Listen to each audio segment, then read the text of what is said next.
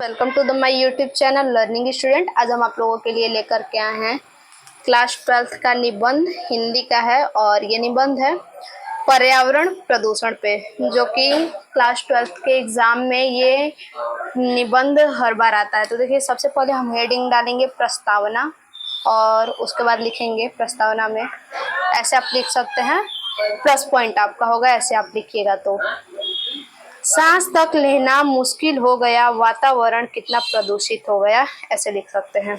उसके बाद फिर लिखेंगे प्रकृति ने हमें स्वच्छ और स्वस्थ वातावरण सौंपा था, किंतु मनुष्य ने अपनी आवश्यकताओं की पूर्ति के लिए इसे खतरे में डाल दिया। विज्ञान की बढ़ती हुई प्रगति ने हमारी सुख सुविधाओं में वृद्धि की है और दूसरी ओर पर्यावरण को दूषित करके मानव के अस्तित्व पर प्रश्न चिन्ह लगा दिया है। देखिए फिर से, प्रकृतिक जो है हमें स्वच्छ और स्वस्थ वातावरण ही सौंपा था, लेकिन मनुष्य उसे अपनी आवश्यकताओं के अनुसार जो है कि इस वातावरण को गंदा करता गया अपनी आवश्यकताओं की पूर्ति के लिए। और आज का समय ऐसा जो है वो पूरी तरह से मनुष्य बिगाड़ चुका है, वातावरण खतरे में हो चुकी है, न स्वच्छ वातावरण न स्वस्थ वातावरण। और विज्ञान की जो बढ़ती हुई प्रगति है वो हमारे सुख सुविधाओं में वृद्धि की है, तो दूसरी ओर पर्यावरण को दूषित करके मानव के अस्तित्व पर प्रश्न चिन्ह लगाया गया है, जो आज का दूषित पर्यावरण है। आगे अगला हमारा हेडिंग है पर्यावरण का अर्थ। देखिए, हवा जल जंगल जमीन बचे रहे तो होगा मंगल। आगे, पर्यावरण दो शब्दों से मिलकर बना है, परि प्लस आवरण। आवरण का अर्थ है ढका हुआ, अर्थात हमारे चारों ओर का वातावरण पर्यावरण कहलाता है। हमारे चारों ओर का वातावरण पर्यावरण कहलाता है। और हमारे चारों ओर के वातावरण में जो जैविक घटक हैं, जो जीव है या फिर अजीव है, अजैविक घटक जैविक घटक जो हैं, दोनों इस पर्यावरण में दोनों आते हैं, जैविक और अजैविक घटक दोनों ही आते हैं। अगला हेडिंग है हमारा प्रदूषण का अर्थ। देखिए, प्रदूषण का अर्थ क्या होता है समझिए। जैविक घटक और अजैविक घटकों में अवांछनीय परिवर्तन प्रदूषण कहलाते हैं। जैविक और अजैविक घटक में जो अवांछनीय परिवर्तन होते हैं उसे ही क्या कहते हैं? प्रदूषण कहते हैं। प्रदूषण फैलाने वाले पदार्थ प्रदूषक तत्व कहलाते हैं। यही प्रदूषण का यही दो अर्थ है। दूसरा क्या है? प्रदूषण फैलाने वाले पदार्थ प्रदूषक तत्व कहलाते हैं, यानी जिन पदार्थों से प्रदूषण फैलता है उन्हें प्रदूषक तत्व कहते हैं, जिन तत्वों से प्रदूषण फैलता है। इसके बाद अगला हेडिंग है हमारा प्रदूषण के प्रकार। तो देख लेते हैं प्रदूषण के कौन कौन से प्रकार होते हैं। पहला प्रकार होता है जल प्रदूषण। देखिए, जल ही जीवन है, जल है तो कल है। जल स्रोतों में अवांछनीय और हानिकारक, जल ही क्या है? मनुष्यों के लिए जीवन है। मनुष्य क्या, सारे जीव जंतु के लिए जल जीवन है, जहाँ तक कि पेड़ पौधों के लिए भी क्या है? जल जीवन है। तो कह रहा है कि जल ही जीवन है, जल है तो कल है। जल स्रोतों में अवांछनीय और हानिकारक पदार्थों का मिलना ही जल प्रदूषण कहलाता है। जो जल में अवांछनीय हानिकारक पदार्थ जो मिल रहे हैं उन्हें क्या कहते हैं? जल प्रदूषण कहते हैं। मानव में जल प्रदूषण से हैजा, टाइफाइड, पेचिस, उल्टी,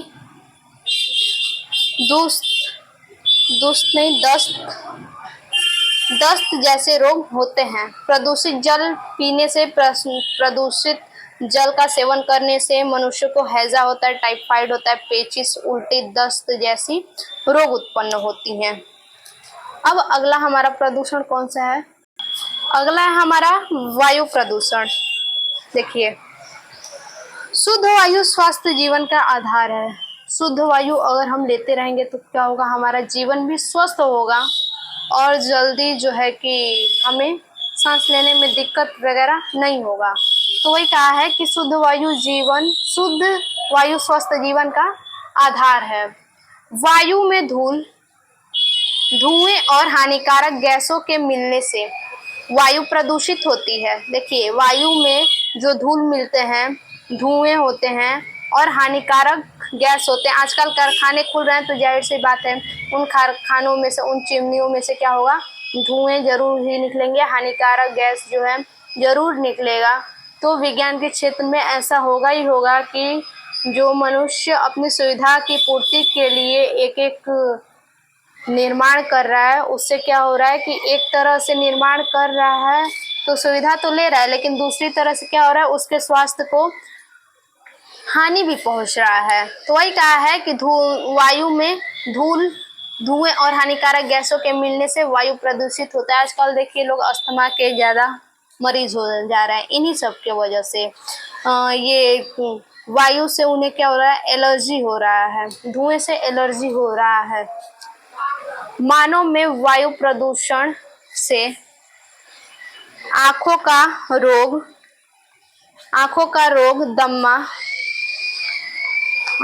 दम्मा, फेफड़ों का कैंसर जैसे रोग होते हैं। यानी इन सब से क्या होता है कि मनुष्य के आंखों में प्रॉब्लम हो जा रहा है, दम्मा हो जा रहा है, फेफड़ों में कैंसर हो जा रहा है। ऐसा सब कुछ वायु प्रदूषण के कारण ही हो रहा है। अब तीसरा है हमारा मृदा प्रदूषण। मृदा मतलब मिट्टी, यानी मिट्टी में क्या प्रदूषण हो रहा है। देखिए, धरती हमारी शान है, हमें उस पर मान है, ऐसे लिख लेंगे। उसके बाद मृदा में अबाधित और हानिकारक पदार्थों का मिलना ही मृदा प्रदूषण कहलाता है। यानी मृदा में जो अबाधित और हानिकारक पदार्थ जो है वो मिल रही हैं, उन्हीं की वजह से मृदा प्रदूषण हो रहा है। जैसे प्लास्टिक, देखिए प्लास्टिक यूज करके लोग कहीं भी फेंक दे रहे हैं और वो मिट्टी में मिल रहा है, उसे जानवर खा रहे हैं। उन सब चीजों को उन्हें उससे क्या हो रहा है, साइड इफेक्ट हो रहा है, उनकी मृत्यु हो जा रही है। मृदा प्रदूषण से मृदा की उर्वरा शक्ति कम हुई है। देखिए, मृदा क्या था पहले, वो बहुत ही ज्यादा मतलब खाद के लिए बहुत ही ज्यादा अच्छा था, अच्छा मिट्टी था। लेकिन आज के डेट में जो है कि उर्वरा शक्ति कम हो गई है। यानी उसमें जो मटेरियल जो भी अच्छे थे जमीन के लिए या खेती वगैरह के लिए, जो पहले की मृदा बहुत अच्छे थे, बहुत उसमें उर्वरक पाया जाता था। लेकिन आज के डेट में क्या है, बिल्कुल ना के बराबर उसमें उर्वरक पाया जा रहा है, बहुत ज्यादा कम उर्वरक पाया जा रहा है, जिससे लोगों को उसमें क्या किया जा रहा है, खेत वो सबसे ज्यादा उसमें खाद डालना पड़ रहा है, जिससे फसल उत्पादन में कमी आती है। देखिए, खाद भी डालेंगे तो आजकल खाद भी मिलावटी आ रहा है, इसीलिए क्या हो रहा है कि आजकल के फसल उत्पादन जो है, फसल अच्छे से नहीं उग रहा है। फसल उगाने में भी क्या है, बहुत ज्यादा कम फसल उग रहा है। अब देखेंगे अगला प्रदूषण हमारा क्या है। देखिए, अगला प्रदूषण हमारा है ध्वनि प्रदूषण। ध्वनि प्रदूषण किस प्रकार से है, यानी ध्वनि के द्वारा जो आजकल लाउड स्पीकर वगैरह बज रहा है उसी के द्वारा। देखिए, मानवता का दुश्मन शोर, इसे हटाने पर दो जोर। देखिए, बिल्कुल सही कहा गया है कि मानवता का दुश्मन क्या है, शोर है, ठीक, और इसे ही हमें हटाना बहुत ज़्यादा जरूरी हो गया है, ठीक। जहाँ शोरगुल बहुत ज़्यादा हो रहा है वहाँ क्या हो रहा है, मानव बिल्कुल डिस्टर्ब हो जा रहा है, व्यक्ति पूरी तरह से क्या हो रहा है, डिस्टर्ब हो जा रहा है। लेकिन आजकल के बच्चों को यही अच्छा लगता है। देखिए इसके आगे, अप्रिय ध्वनियाँ शोर कहलाती हैं। जो ध्वनियाँ हमें पसंद ना हो, जैसे रोड पे चलते हैं तो बाइक का, ये कार का, साइकिल का, इन सब का क्या है, जो शोरगुल होता है वो क्या है, कोई भी उसे पसंद नहीं करता है। तो वो क्या है, एक प्रकार से ध्वनि प्रदूषण है, एक प्रकार से वो। और लाउड स्पीकर वगैरह बज रहा है, उसे भी जल्दी लोग पसंद नहीं करते हैं, वो भी क्या है, ध्वनि प्रदूषण है। यह शोर कानों को अप्रिय लगता है। इसे ही ध्वनि प्रदूषण कहते हैं। मानव में ध्वनि प्रदूषण से बहरापन हो सकता है। देखिए, मानव में ध्वनि प्रदूषण से क्या हो सकता है? बहरापन हो सकता है। देखिए, डीजे, शादी वगैरह में डीजे हम बजाते हैं, बहुत ज़्यादा फुल साउंड में करके बजाते हैं, जो कि हर किसी को नहीं पसंद आता है। ज़्यादातर बुजुर्गों को ये ज़्यादा साइड इफेक्ट कर जाता है। इससे अचानक से हार्ट अटैक भी हो सकता है। बुजुर्ग लोगों को, वृद्ध लोगों को हार्ट अटैक भी हो सकता है इससे।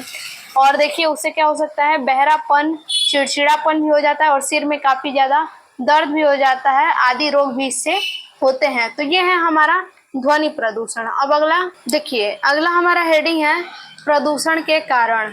देखिए, प्रदूषण के कारण क्या क्या हो सकते हैं?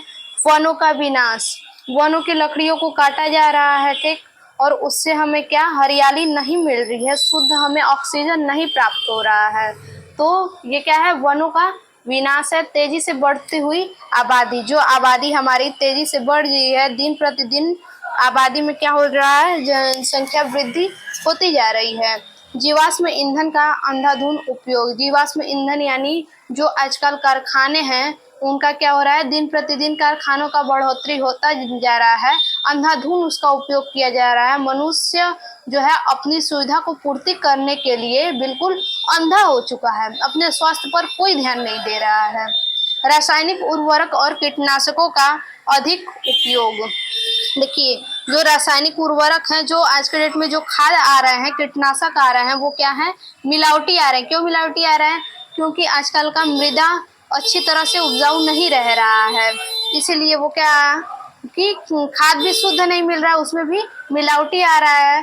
मिलावटी आ रहा है, लोग उसी को खाद डाल रहे हैं। तो क्या फल फूल जो भी है, राशन, सब्जी वगैरह जो भी उपजाऊ है, वो अच्छे से उपज नहीं हो पा रहा है, बहुत कम मात्रा में उपज हो रहा है।